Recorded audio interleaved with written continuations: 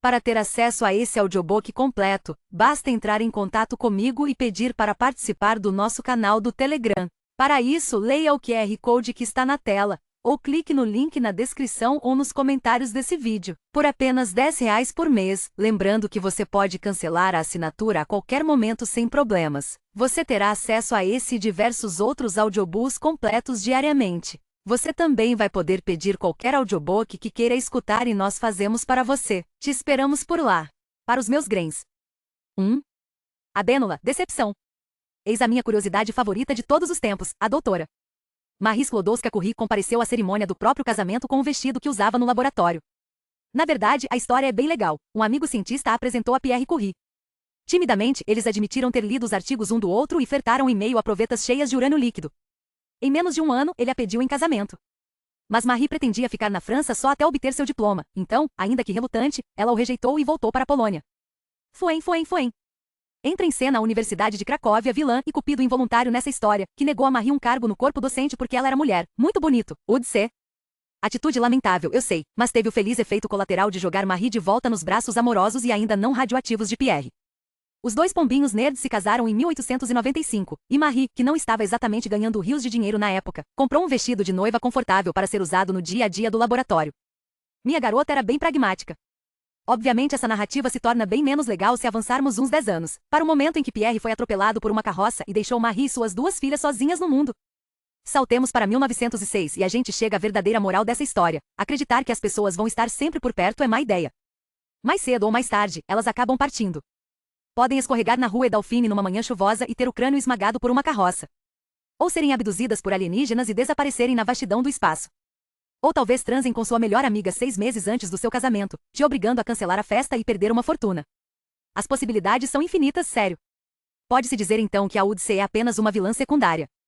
Não me entenda mal, eu adoro imaginar a doutora Curie voltando para Cracóvia bem ao estilo uma linda mulher com seu vestido de casamento, trabalho, brandindo suas 2 medalhas do Prêmio Nobel e gritando, grande erro.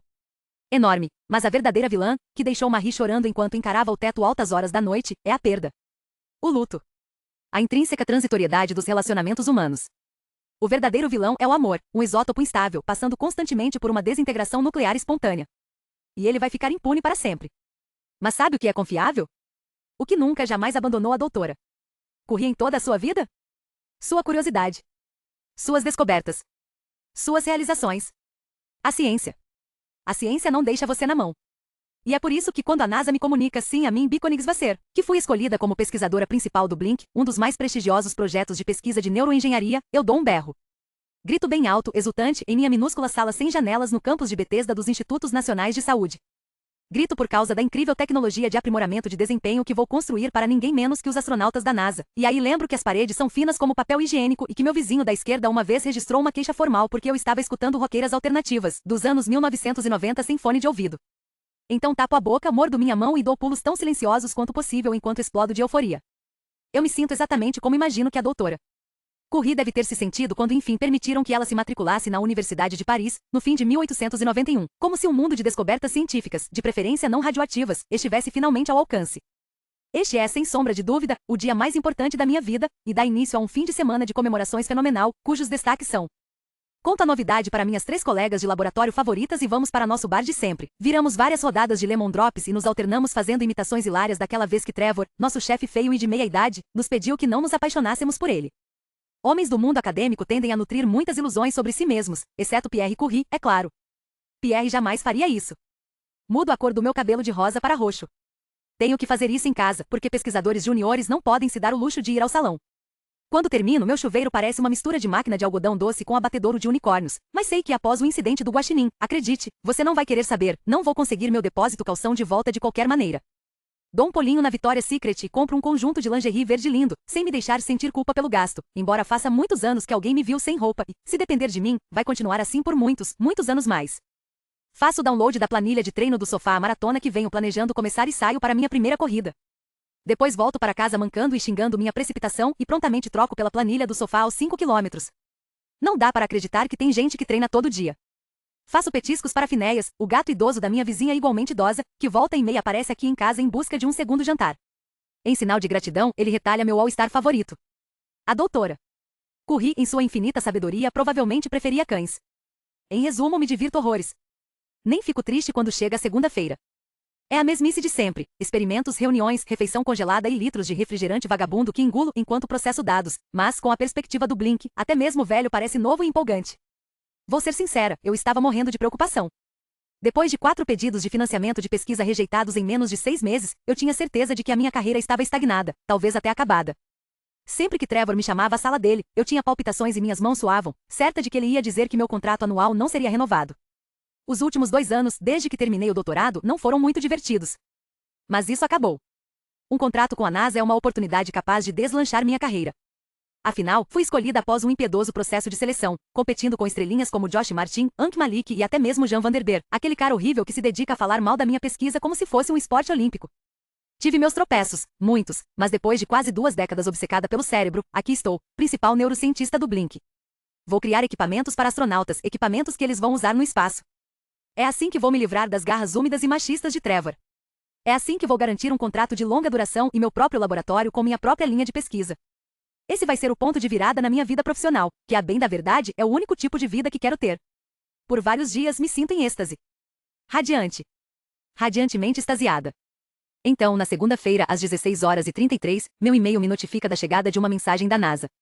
Leio o nome da pessoa que vai coliderar o Blink comigo, e de repente o êxtase desaparece. Você se lembra de Levi Ward? Brett da Etvas. Hein? Ao telefone, a voz de Marek está rouca e sonolenta, abafada pelo sinal ruim e pela longa distância. Bi? É você? Que horas são? São 8h15 em Maryland. Rapidamente calculo o fuso horário. Algumas semanas atrás, Reik estava no Tajiquistão, mas agora ela está em Portugal, eu acho. 2 da manhã, no seu horário. Reik grunhe e geme, resmunga e emite uma série de outros sons com os quais estou mais do que familiarizada depois de dividir um quarto com ela pelas primeiras 2 décadas de nossas vidas. Eu me recosto no sofá e espero até ela perguntar. Quem morreu? Ninguém morreu. Bom, com certeza alguém morreu, mas ninguém que a gente conhece. Você estava mesmo dormindo? Está doente? Quer que eu pegue um avião até aí? Fico genuinamente preocupada ao perceber que minha irmã não está na balada, ou nadando nua no mar Mediterrâneo, ou se divertindo com alguma irmandade de feiticeiros nas florestas da Península Ibérica. Dormir à noite não é do feitio dela. Não. Meu dinheiro acabou de novo. Ela boceja. Estou dando aula particular para garotos portugueses riquinhos e mimados durante o dia até juntar dinheiro suficiente para pegar um voo para a Noruega.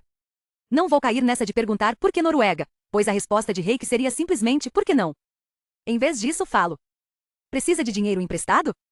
Não estou exatamente nadando em dinheiro, ainda mais depois das comemorações do fim de semana, prematuras pelo visto, mas posso abrir mão de alguns dólares, se for cuidadosa. E não comer. Por alguns dias. Não, os pais dos pestinhas pagam bem. Arg Bi, ontem um moleque de 12 anos tentou pôr a mão no meu peito. Eca. O que você fez? Falei que ia arrancar os dedos dele, é claro. Mas enfim, aqui devo o prazer de ser brutalmente acordada. Desculpa. Aham. Sorriu. Na verdade, nem ligo. Qual é o sentido de compartilhar 100% do seu DNA com uma pessoa se não puder acordá-la para uma conversa urgente? Lembra aquele projeto de pesquisa que eu mencionei? O Blink? O que você vai coordenar? Da NASA? Em que você vai usar sua ciência cerebral chique para construir aqueles capacetes chiques que vão deixar os astronautas chiques melhores no espaço? É, mais ou menos. Mas parece que não vou ser a única a coordenar o projeto. Os fundos vêm dos Institutos Nacionais de Saúde e da NASA, que entraram em uma disputa irritante para ver qual agência deveria ficar no comando e, por fim, decidiram ter 2 coordenadores. Com o canto do olho percebo um lampejo laranja, Finéias relaxando no parapeito da janela da minha cozinha. Eu deixo entrar, dando uma coçadinha em sua cabeça. Ele mia afetuosamente e lambe a minha mão. Você se lembra do Levi Ward? É algum cara com quem saí e que está me procurando porque está com gonorreia? O quê?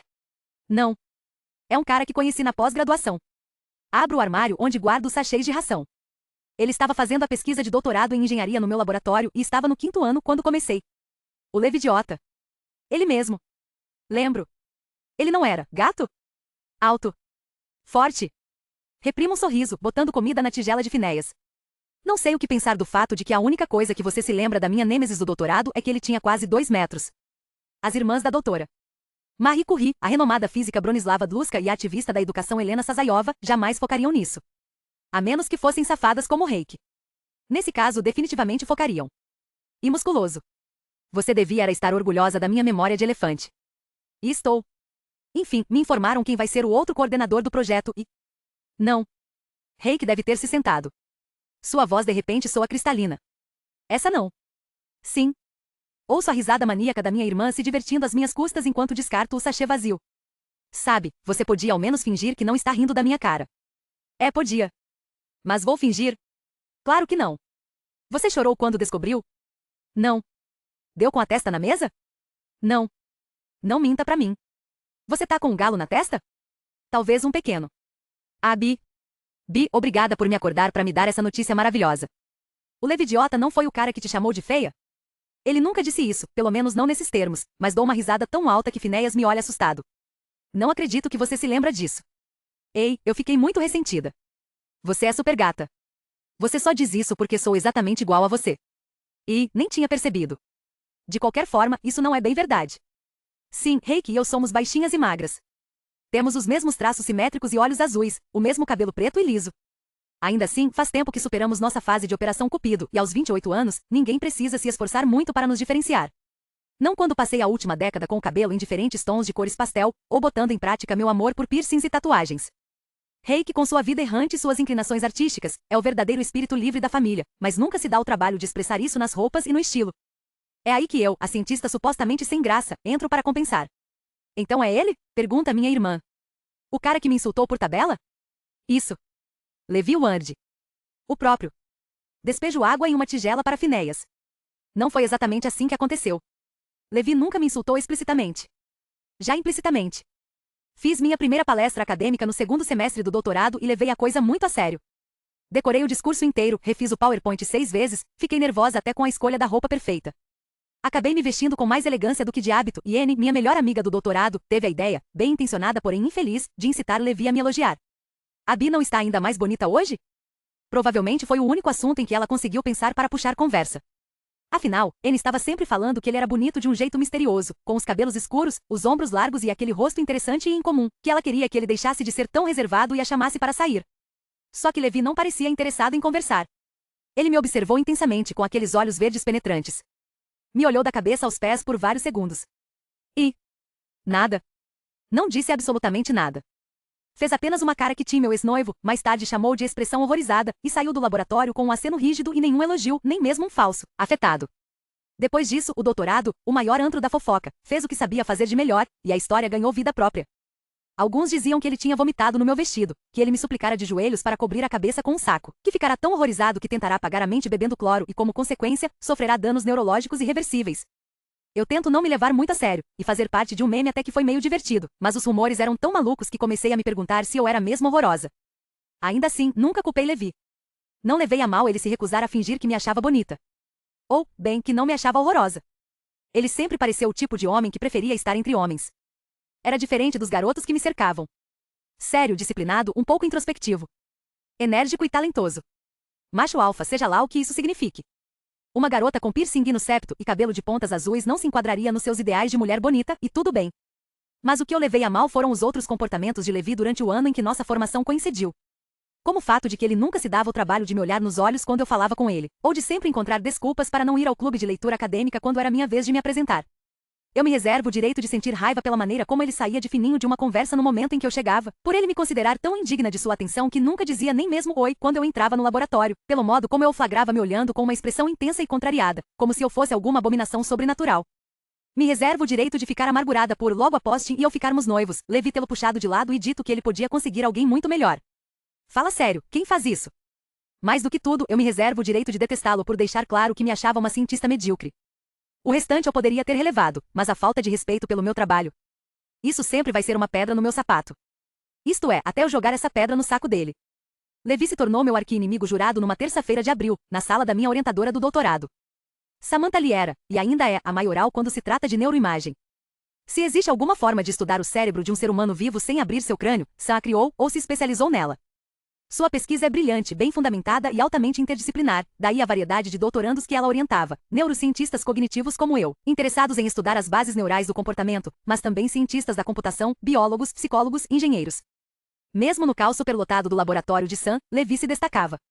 Ele tinha um talento para a resolução de problemas, bem como Sam gostava, ele elevava a neuroimagem à condição de arte. Em seu primeiro ano, Levi descobriu uma forma de construir um espectroscópio de infravermelho portátil que está intrigando pós-doutorandos há uma década. No terceiro ano, ele revolucionou o processo de análise de dados do laboratório. No quarto ano, conseguiu publicar um artigo na Science. E no quinto, quando entrei no laboratório, Sam nos reuniu em sua sala. Tem um projeto incrível no qual estou querendo dar o pontapé inicial, disse ela com seu habitual entusiasmo. Se conseguirmos fazê-lo dar certo, vai mudar todo o panorama da área. E é por isso que preciso da minha melhor neurocientista e do meu melhor engenheiro trabalhando juntos nele. Era o início de uma tarde fresca de primavera. Lembro-me bem dela porque aquela manhã foi inesquecível. Tim me pedirá em casamento, apoiado em um joelho no meio do laboratório. Um pouco teatral, não exatamente o meu estilo, mas eu não ia reclamar, já que significava que alguém queria ficar ao meu lado para sempre. Então eu olhei nos olhos, engoli as lágrimas e disse sim. Algumas horas depois, senti o anel de noivado se cravando dolorosamente em minha mão fechada. Não tenho tempo para uma colaboração, Sam, disse Levi, que se encontrava o mais longe possível de mim, mas ainda conseguia preencher a pequena sala e se tornar o seu centro de gravidade. Ele não se deu o trabalho de olhar para mim. Nunca olhava. Sam franziu a testa. No outro dia você disse que estava dentro. Eu me enganei. Sua expressão era indecifrável. Categórica. Desculpa, Sam. Estou ocupado demais. Pigarreei e dei alguns passos na direção dele. Eu sei que sou apenas uma aluna do primeiro ano, comecei, em um tom apaziguador, mas posso fazer a minha parte, eu juro. E? A questão não é essa, respondeu ele. Seus olhos encontraram os meus brevemente verdes, escuros, tempestuosos e frios, e por um instante ele pareceu preso, como se não conseguisse desviar o olhar. Meu coração falhou. Como eu disse, continuou ele, não tenho tempo agora para assumir novos projetos. Não lembro porque saí da sala sozinha nem porque decidi enrolar ali fora. Disse a mim mesma que estava tudo bem. Levi só estava ocupado. Todo mundo estava ocupado. O meio acadêmico é composto por um bando de gente ocupada correndo de um lado para outro. Eu mesma estava super ocupada, porque Sam tinha razão, eu era uma das melhores neurocientistas no laboratório. Tinha trabalho mais do que suficiente em andamento. Até que entreouvi a pergunta preocupada de Sam. Por que mudou de ideia? Você disse que o projeto seria incrível. Eu sei. Mas não posso. Desculpa. Não pode o quê? Trabalhar com a Bi. Sam perguntou o motivo, mas eu não fiquei para ouvir. Fazer qualquer tipo de pós-graduação requer uma dose saudável de masoquismo, mas esperar para ouvir alguém falar mal de mim para minha chefe estava além do meu limite. Saí como um furacão, e na semana seguinte, quando ouvi Anne tagarelando toda feliz sobre o fato de Levi ter concordado em ajudá-la no projeto de sua tese, eu já tinha parado de mentir para mim mesma.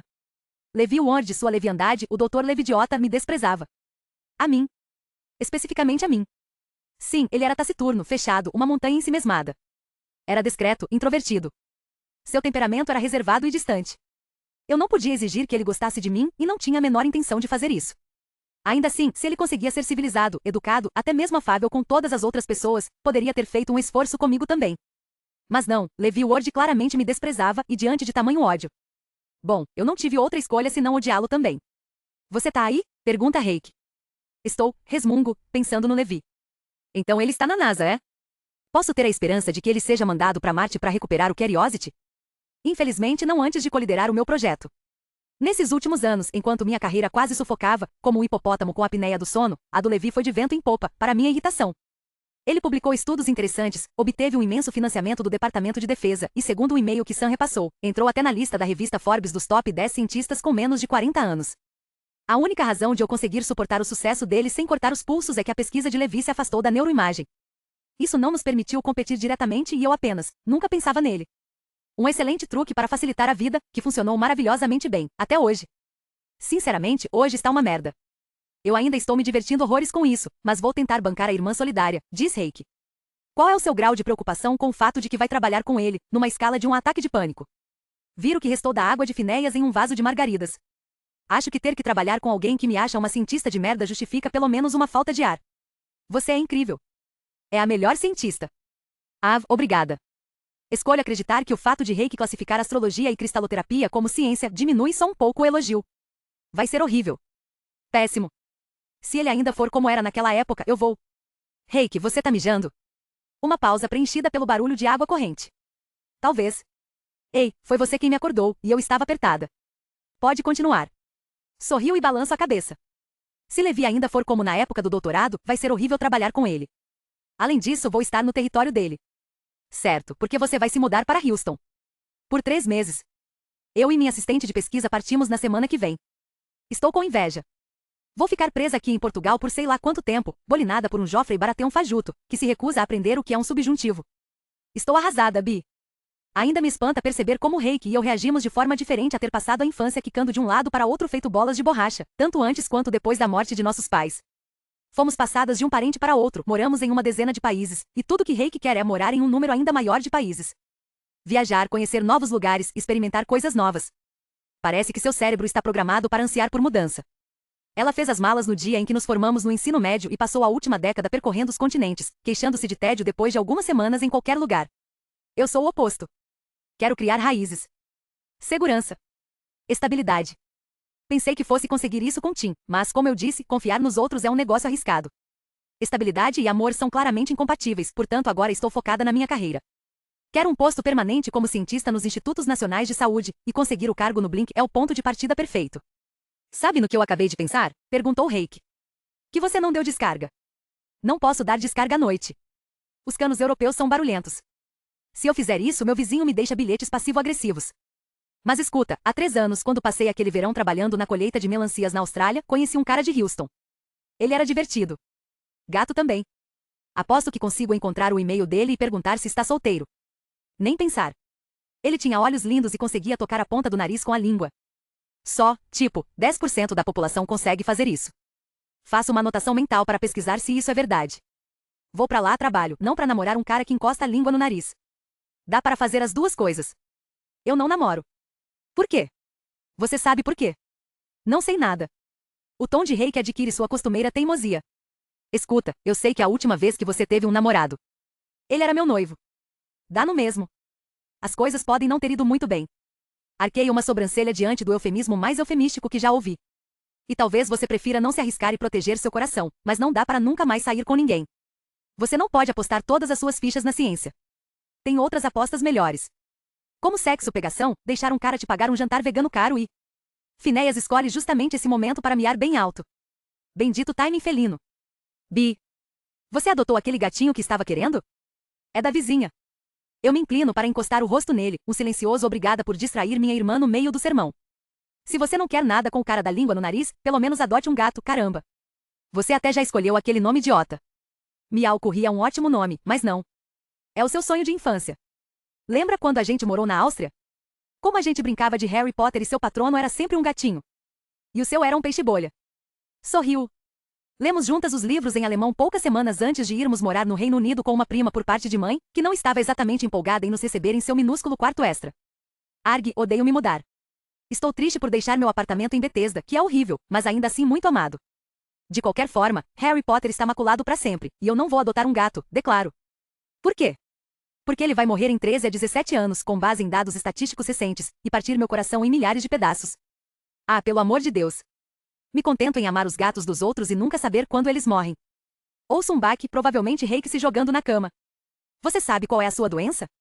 Se chama. Já te falei que não é uma doença. Apego evitativo. Você é patologicamente independente e não deixa outras pessoas se aproximarem por medo de que elas acabem te abandonando. Você criou uma muralha e tem pavor de qualquer coisa que pareça af. A voz de Reiki some em um bocejo estrondoso e eu sinto uma onda de carinho por ela. Mesmo que seu passatempo favorito seja pesquisar meus traços de personalidade no Google e me diagnosticar com distúrbios imaginários. Vai dormir, Reiki. Ligo pra você em breve. Tá, ok. Outro pequeno bocejo. Mas eu tenho razão. E você tá errada. É claro. Boa noite, baby. Desligo e fico mais alguns minutos acariciando Finéias. Quando ele escapa para a brisa fresca da noite de início da primavera, começo a arrumar a mala. Enquanto dobro jeans skinny e blusas coloridas, encontro uma peça que não vejo há algum tempo, um vestido de algodão azul com pós amarelos, o mesmo azul do vestido de noiva da doutora. Curri. Comprei na Target coleção de primavera de cerca de 5 milhões de anos atrás. $12, pegar ou largar. Era o que eu estava usando quando Levi decidiu que eu não passo de um joanete ambulante, a criatura mais repugnante do mundo. Dou de ombros e enfio o vestido na mala. 2. Nervo vago, blackout. A propósito, dá para pegar lepra de tatus. Descolo o nariz da janela do avião e olho para Rosil, minha assistente de pesquisa. Sério? É, eles a pegaram de humanos há milênios e agora estão devolvendo pra gente. Ela dá de ombros. Vingança, prato frio, essas coisas. Examino seu belo rosto em busca de sinais de que ela esteja mentindo. Os olhos escuros e grandes com delineado forte são inescrutáveis. O cabelo dela é tão Vanta Black que absorve 99% da luz visível. Os lábios são cheios e estão curvados para baixo em seu típico bequinho. Não. Não consigo descobrir. Isso é verdade? Pergunto. Eu mentiria pra você? Na semana passada você jurou que Stephen King estava escrevendo um spin-off do Ursinho Paul. E eu acreditei. Como acreditei que Lady Gaga era declaradamente satanista e que as raquetes de badminton eram feitas de ossos e intestinos humanos.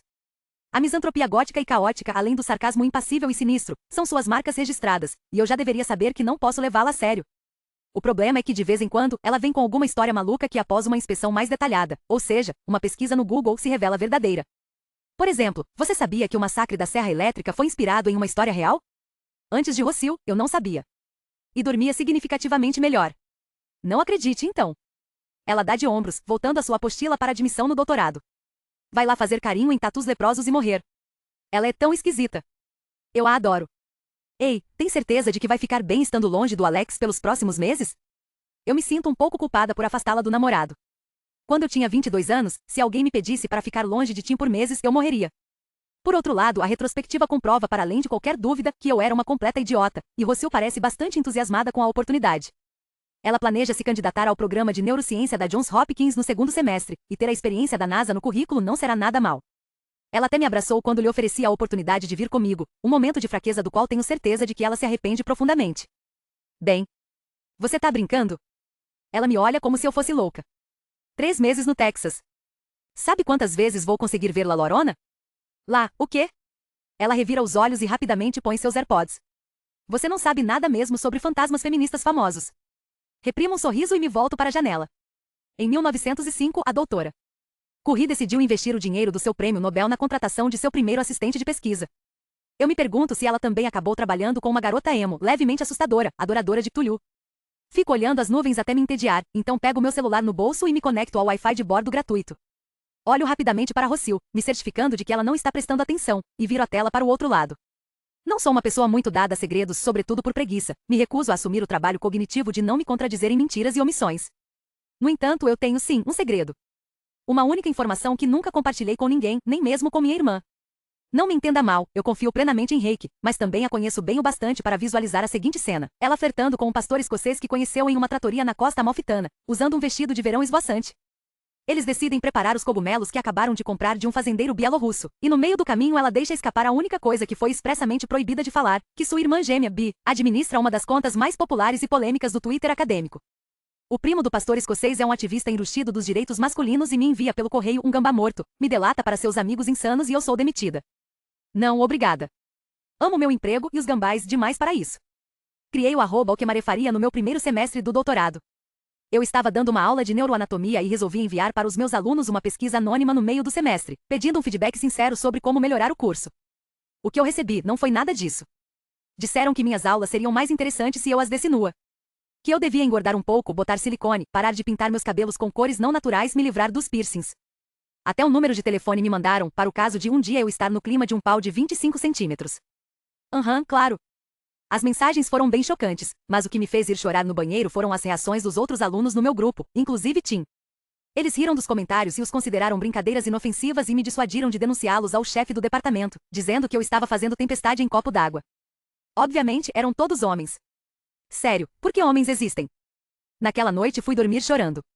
No dia seguinte me levantei, me perguntei quantas mulheres nas áreas STEM, ciências, tecnologia, engenharia e matemática se sentiam tão sozinhas quanto eu e por impulso, criei o @alquemarefaria no Twitter. Incluí uma montagem mal feita da doutora Curie de óculos de sol e uma bio de uma linha, deixando a tabela periódica mais feminina desde 1889, ela dela. Minha intenção era só gritar no vazio. Sinceramente não pensei que alguém sequer veria meu primeiro tweet.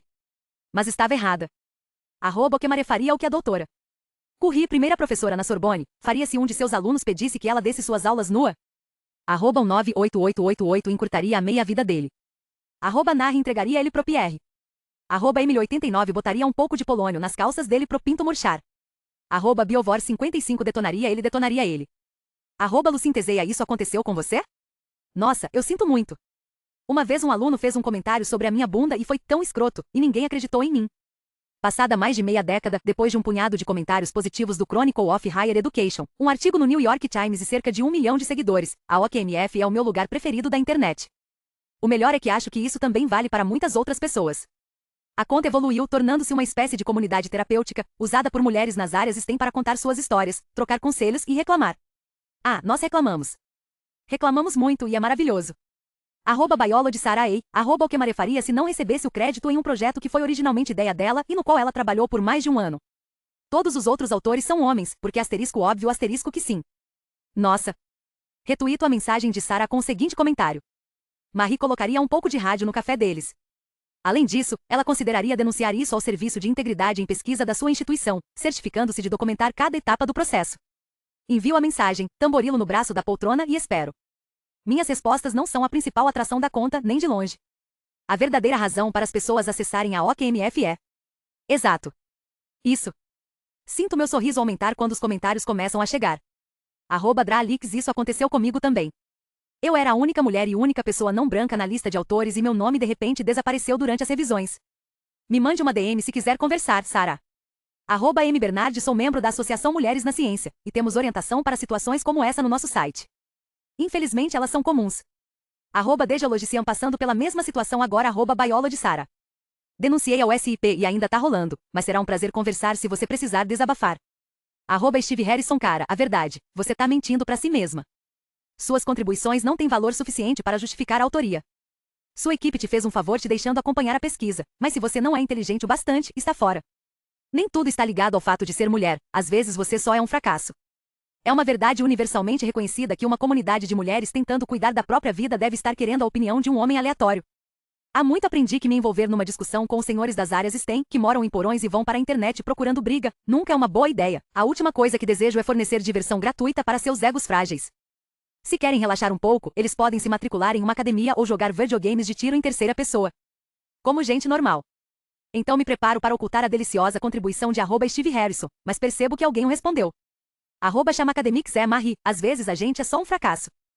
Steve entende disso. Dou uma risadinha. O que marefaria ai, Steve. Não seja tão duro com você mesmo. @Chamacademics, ele é só um cara diante de uma mulher pedindo a ela que faça o dobro do que ele jamais fez para provar que é digna de se tornar cientista. O que marefaria Steve, seu velho romântico. @Steve Harrison, vão se fuder. Essa pressão ridícula para ter mulheres nas STEM está acabando com as STEM. As pessoas deviam ser contratadas porque são boas, não porque têm vagina. Mas agora todo mundo acha que tem que contratar mulheres e elas roubam vagas de homens mais qualificados. Esse vai ser o fim das STEM e está errado. O que marefaria, dá pra ver que você tá chateado, Steve. Chamacademics, coitadinho. Steve bloqueia nossos perfis, e eu dou outra risadinha, atraindo um olhar curioso de Rocio. @Chamacademics é outra conta imensamente popular no Twitter acadêmico e de longe a minha favorita. Ele tuita principalmente sobre o fato de que deveria estar escrevendo artigos, zomba do elitismo e da Torre de Marfim na academia e critica ciência de má qualidade ou tendenciosa. De início, desconfiei um pouco dele, sua bio diz ele dele, e sabemos como homens cis podem se comportar na internet. Mas acabamos formando uma espécie de aliança. Quando os senhores das áreas STEM se ofendem com a simples ideia de mulheres na ciência e começam a se meter em minhas menções, ele me ajuda a ridicularizá-los um pouco. Não sei bem quando começamos a nos falar por DM, quando parei de temer que ele secretamente fosse um participante aposentado do movimento Gamergate querendo me expor publicamente, ou quando comecei a considerá-lo um amigo. Mas já faz alguns anos que conversamos sobre meia dúzia de coisas diferentes algumas vezes por semana, sem nem mesmo sabermos o nome um do outro. É estranho saber que Shaq teve piolho 3 vezes no segundo ano, mas não em que fuso horário ele mora? Um pouco. Mas também é libertador. Além do mais, expressar suas opiniões online pode ser muito perigoso. A internet é um mar cheio de peixes cibercriminosos sinistros, e se Mark Zuckerberg pode cobrir a webcam de seu laptop com fita adesiva, eu me reservo o direito de me manter dolorosamente anônima. O comissário de bordo me oferece um copo d'água trazido em uma bandeja. Balanço a cabeça em recusa, sorrio e mando uma DM para Shaq. Marie, acho que Steve não quer mais brincar com a gente. Shaq, acho que Steve não ganhou muitos abraços quando era girino. Marie, kkkk. Shaq, como tá a vida? Marie, boa. Começa um projeto novo bem legal na semana que vem. Vou escapar do meu chefe nojento. Shaq, não acredito que esse cara ainda tá no mercado. Marie, o poder de conhecer as pessoas certas. E da inércia. E você, como vai? Shaq, o trabalho anda interessante. Marie, interessante de um jeito bom? Shaq, interessante de um jeito político. Então não. Marie, tenho até medo de perguntar. E o resto? Shaq, estranho. Marie, o gato fez cocô no seu sapato de novo? Shaq, não, mas outro dia encontrei um tomate na minha bota. Marie, manda fotos da próxima vez. O que tá rolando? Shaq, nada sério. Marie, vai. Shaq, como é que você sabe que alguma coisa tá rolando? Marie, sua falta de pontos de exclamação. Shaq, 11, 1. Marie, Shaq. Shaq, para sua informação, estou suspirando profundamente. Marie, claro. Me conta. Shaq, é uma garota. Marie, Me conta tudo, 11, 1. Shaq, não tem muito o que contar. Marie, você conheceu ela agora? Shaq, não. Já conheço faz tempo, e agora ela reapareceu. Shaq, e ela é casada. Marie, com você? Shaq, infelizmente não. Shaq, desculpa, estamos reestruturando o laboratório. Preciso ir antes que alguém destrua um equipamento de 5 milhões. A gente se fala depois. Marie, tá bom, mas vou querer saber tudo sobre esse seu caso com uma mulher casada. Shaq, quem me dera. É bom saber que Shaq está sempre a um clique de distância, ainda mais agora que estou indo para os braços gelados e pouco acolhedores do Levidiota. Passo para o app de e-mail para verificar se Levi finalmente respondeu a mensagem que enviei há 3 dias. Foram somente 2 linhas. Oi, quanto tempo? Estou ansiosa para trabalharmos juntos outra vez.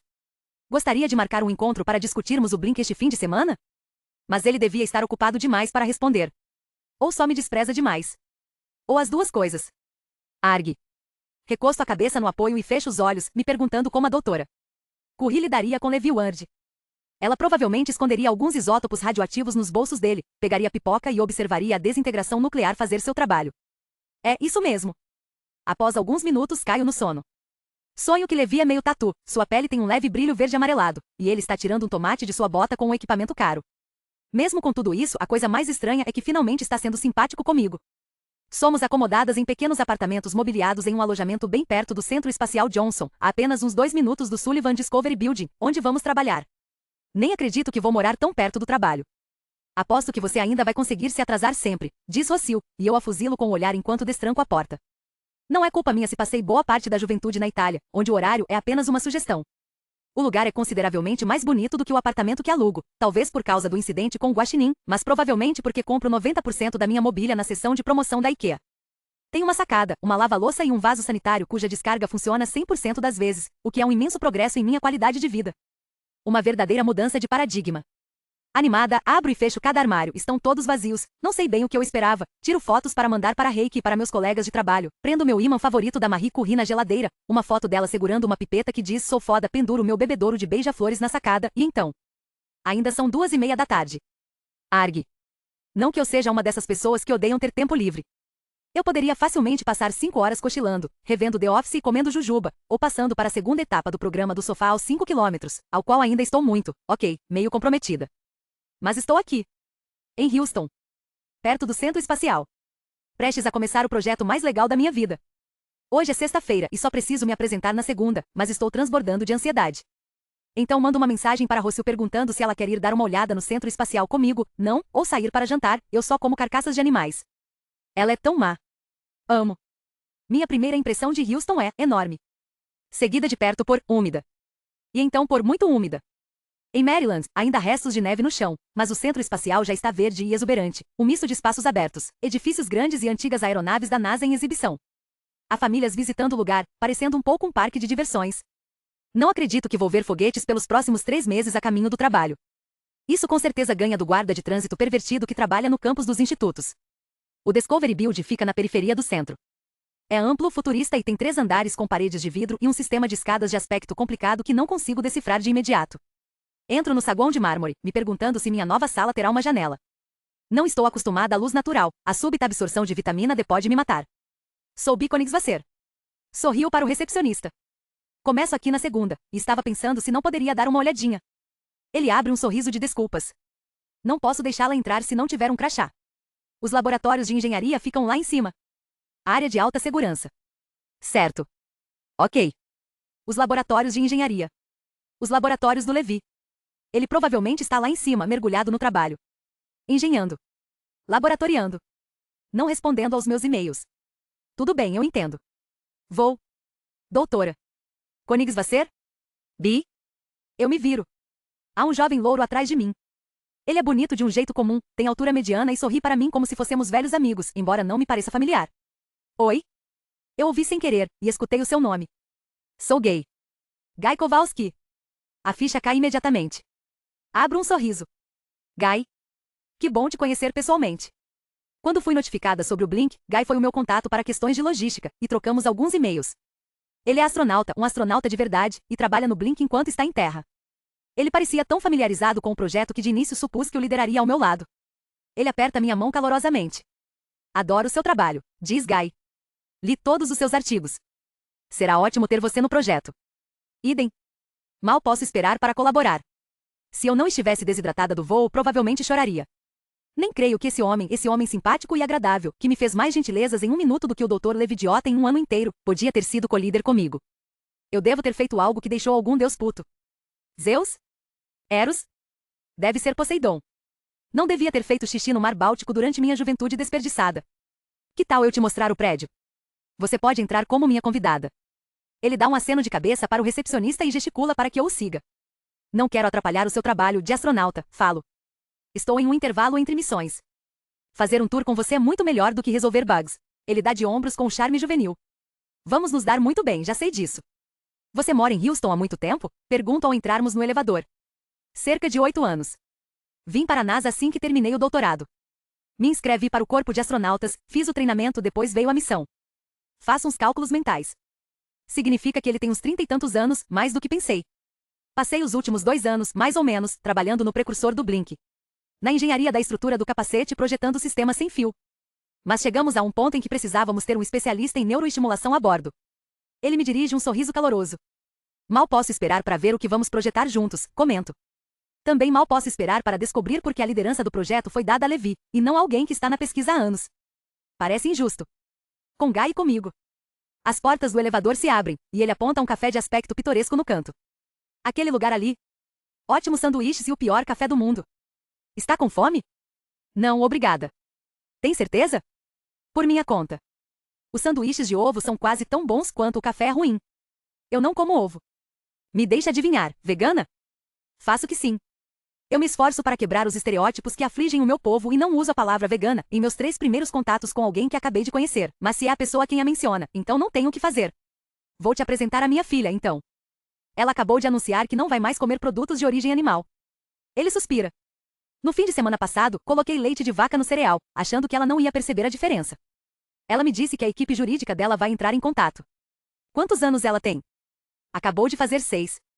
Eu dou uma risada. Boa sorte. Parei de comer carne aos 7 anos, quando me dei conta de que os deliciosos nuggets de polo que minha avó siciliana servia quase todo dia e as galinhas fofinhas ciscando pela fazenda estavam mais conectados do que eu suspeitara a princípio. Uma reviravolta impressionante, eu sei.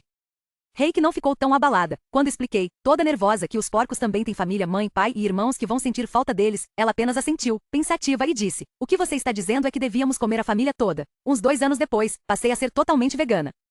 Enquanto isso, minha irmã estabeleceu como meta de vida comer produtos de origem animal suficiente para 2 pessoas. Juntas, deixamos a pegada de carbono de uma pessoa normal. Os laboratórios de engenharia ficam nesse corredor, diz Guy. O espaço é uma mistura interessante de vidro e madeira, e dá para ver o interior de algumas das salas. Um pouco entulhado, e a maioria das pessoas está de folga hoje. Estamos reposicionando alguns equipamentos e reorganizando o espaço. Temos muitos projetos em andamento, mas o Blink é a menina dos olhos de todo mundo. Os outros astronautas volta e meia aparecem só para perguntar quanto tempo ainda falta para seu capacete estiloso ficar pronto. Sorriu. Sério? Sério. Fazer um capacete estiloso para astronautas é literalmente a descrição do meu trabalho. Posso acrescentá-la ao meu perfil no LinkedIn. Não que alguém ainda use o LinkedIn. Os laboratórios de neurociência, os seus laboratórios, ficam à direita. Por aqui tem. O celular dele toca. Desculpa, se importa se eu atender? De jeito nenhum. Sorriu ao ver que a capinha do celular dele tem um castor, o engenheiro da natureza, e desvio o olhar. Eu me pergunto se Guy acharia tosco da minha parte tirar algumas fotos do edifício para meus amigos verem. Decido que não ligo tanto, mas quando pego o celular, ouço um barulho vindo do corredor mais à frente. É baixinho e alegre, e parece muito com um miau. Torno a olhar para Guy. Ele está ocupado, explicando a alguém muito jovem como colocar Moana na TV, então resolvo investigar. A maior parte das salas está vazia, laboratórios cheios de equipamentos grandes, indecifráveis que parecem pertencer à NASA. Miau. Dou meia volta. A poucos metros, me olhando com uma expressão curiosa, há um lindo filhote de gato malhado. Ei, quem é você? Estendo a mão lentamente. A gatinha se aproxima, fareja meus dedos delicadamente e esfrega a cabeça na minha mão em boas-vindas. Eu dou uma risada. Que fofinha. Eu me abaixo para coçar debaixo do queixo dela, e a gata mordisca meu dedo, uma mordidinha carinhosa de brincadeira. Você não é a gatinha mais perfeitinha do mundo? Que felicidade te encontrar aqui. Ela me dirige um olhar de desprezo e me dá as costas. Acho que ela entende trocadilhos. Ei, foi só uma brincadeira de mau gosto. Outro olhar fuzilante. Então ela pula em um carrinho próximo, sobre o qual estão caixas e equipamentos precariamente empilhados quase até o teto. Aonde você vai? Estreito os olhos, tentando descobrir onde ela foi parar, e é então que me dou conta. Os equipamentos? Precariamente empilhados? O empilhamento está precário mesmo. E a gatinha mexeu neles o suficiente para desalojá-los. E vai cair tudo na minha cabeça. Neste exato momento. Tenho menos de 3 segundos para sair do lugar.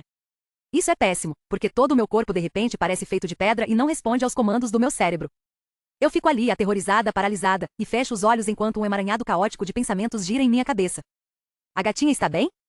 Será que vou morrer? Ah, meu Deus, eu vou morrer. Esmagada por uma bigorna de tungstênio, como o coiote do Papaléguas. Sou um Pierre Curie do século XXI, prestes a ter o crânio esmagado por uma carroça puxada por cavalos. Só que não tenho uma cadeira no departamento de física da Universidade de Paris para deixar para minha adorável esposa, Marie. E mal fiz 1/10 de toda a ciência que pretendo fazer. E eu queria tantas coisas e eu nunca, ai meu Deus, a qualquer segundo agora. Alguma coisa se choca contra o meu corpo, me lançando de lado contra a parede. Sinto apenas dor. Por alguns segundos. Então a dor passa, e só escuto barulho, metal retinindo ao cair no chão, gritos horrorizados, um miau agudo à distância e perto do meu ouvido, alguém arfando. A 2 centímetros de mim. Abro os olhos, arquejando em busca de ar e... verde. Tudo que vejo é verde. Não verde escuro como a grama lá fora, não verde opaco como os pistaches que comi no avião. Esse verde é claro, penetrante, intenso. Familiar, mas difícil de identificar, parecido com... olhos. Estou olhando para os olhos mais verdes que já vi. Olhos que já vi antes. Olhos cercados por cabelos pretos ondulados e um rosto anguloso e acentuado e lábios cheios, um rosto que é imperfeitamente bonito de uma forma ofensiva. Um rosto ligado a um corpo grande e sólido, um corpo que está me prendendo contra a parede, um corpo feito de peito largo e coxas que poderiam se passar por troncos de árvores. Facilmente. Uma está encaixada entre minhas pernas e me mantém de pé. Inabalável. Esse homem até cheira como uma floresta, e essa boca? Essa boca ainda está arfando em cima de mim, provavelmente pelo esforço de me proteger de mais de 300 quilos de maquinário de engenharia mecânica e... eu conheço essa boca. Levi. Levi. Faz 6 anos que não vejo Levi Ward. 6 felizes e abençoados anos.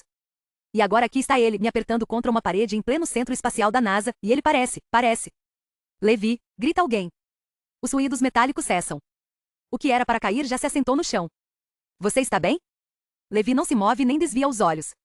Sua boca se movimenta, assim como o pescoço. Seus lábios se abrem para dizer alguma coisa, mas nenhum som sai. Em vez disso, uma mão, ao mesmo tempo apressada e gentil, se ergue para segurar o meu rosto. É tão grande que eu me sinto perfeitamente aninhada. Envolta em um calor aconchegante e verde. Resmungo quando o toque deixa minha pele, um som queixoso e involuntário saído do fundo da minha garganta, mas paro quando percebo que a mão só está se deslocando para minha nuca. Para o meu ombro. Para a testa, empurrando o cabelo para trás. É um toque cauteloso. Premente, mas delicado. Demorado, mas urgente. Como se ele estivesse me estudando. Tentando se certificar de que estou inteira. Memorizando meu rosto. Levanto os olhos e pela primeira vez, percebo a preocupação profunda e indisfarçada nos olhos dele. Seus lábios se mexem e penso que talvez, ele esteja sussurrando meu nome? Várias vezes seguidas? Como se fosse um tipo de prece. Levi? Levi, ela está. Minhas pálpebras se fecham, e tudo fica escuro.